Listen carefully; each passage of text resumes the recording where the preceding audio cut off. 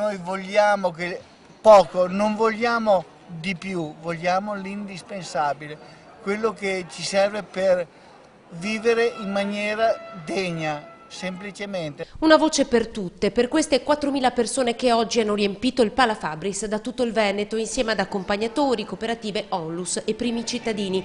La Regione è a confronto con lo Stato per chiedere conto di quei soli 40 milioni di euro che rimangono al sociale in questa legge di stabilità. Il presidente di Conf Cooperative Feder Solidarietà del Veneto chiede un confronto, non vogliamo fare come i forconi e zittisce alcuni fischi che arrivano dalla platea.